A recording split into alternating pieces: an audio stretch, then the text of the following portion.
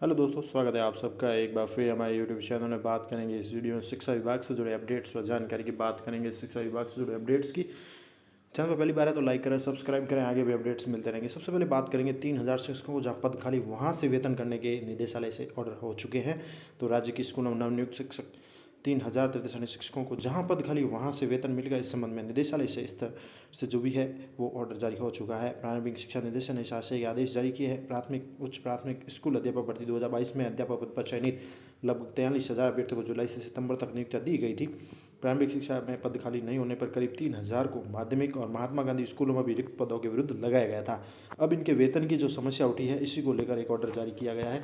आपको दिखा देते हैं वो ऑर्डर जिसमें पूरी बात कही गई है। तो निदेशालय बीकानेर राजस्थान का ये ऑर्डर, जिसमें उच्च प्राथमिक अध्यापक भर्ती 2022 के तहत नवनियुक्त अध्यापकों को वेतन के संबंध में क्लेरिफिकेशन दिया गया है। 17 जनवरी का ये ऑर्डर बात कही गई है कि प्राथमिक उच्च प्राथमिक विद्यालय अध्यापक भर्ती 2022 में अध्यापक पद पर चयनित अभ्यर्थियों को कार्यालय द्वारा जिला आवंटन के क्रम में संबंधित जिला परिषद द्वारा काउंसलिंग के माध्यम से प्रारंभिक शिक्षा के अधीन विभिन्न प्राथमिक उच्च प्राथमिक विद्यालयों के साथ साथ अनेक जिले में संबंधित पदों के लिए पर्याप्त रिक्तियों के अभाव में माध्यमिक शिक्षा विभाग के अधीन उच्च माध्यमिक विद्यालय, महात्मा गांधी अंग्रेजी विद्यालय तत्समय उपलब्ध पदों के विरुद्ध आगामी समय में प्रारंभिक शिक्षा विभाग में रिक्त पद उपलब्ध होने पर समायोजन किए जाने की शर्त के साथ पदस्थापित किया गया था।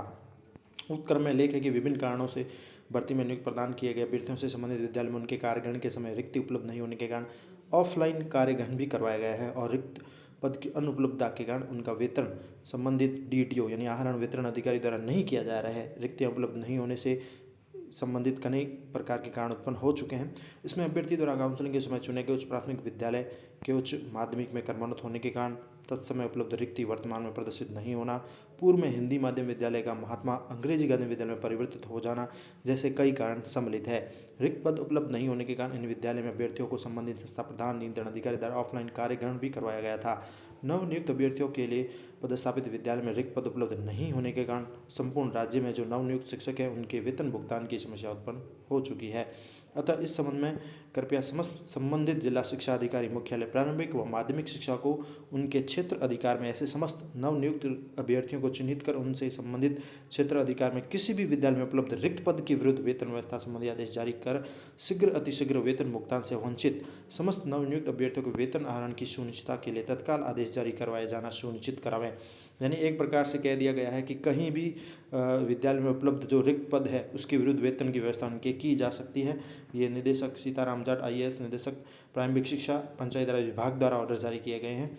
तो एक बार इनके वेतन की व्यवस्था के लिए बात की गई है, क्योंकि पहले ही जैसे ऊपर कारण बताए गए अलग अलग कारण रहे हैं जिसकी वजह से कई जगह रिक्त पद नहीं है, कुछ माध्यमिक में क्रमोन्नत हो गए हैं, कहीं पर जो है पदों में ऑफलाइन उनको कार्यग्रहण करवाया गया है। तो ऐसे कई अन्य कारण हैं जिस वजह से वेतन नहीं बन रहा है नवनियुक्त कर्मचारियों का, शिक्षक साथियों का। तो उनके लिए आदेश जारी किए गए हैं कि किसी भी विद्यालय में उपलब्ध रिक्त पद के विरुद्ध उनके वेतन की व्यवस्था संबंधित जो भी प्रारंभिक माध्यमिक शिक्षा जिला शिक्षा अधिकारी है वो उनके वेतन की व्यवस्था करेंगे। इसके साथ ही बात कर लेते हैं DELD मुख्य परीक्षा के कार्यक्रम में संशोधन की खबर आ रही है, जिसमें शिक्षा विभाग पंजीयक की ओर से 22 जनवरी से DELD की परीक्षाएं शुरू हो रही है प्रथम द्वितीय वर्ष।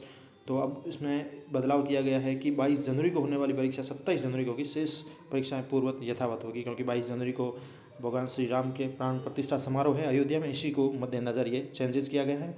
और 22 जनवरी को अवकाश भी है आधे दिवस का, इस वजह से ये कार्यक्रम बदला गया है। धन्यवाद।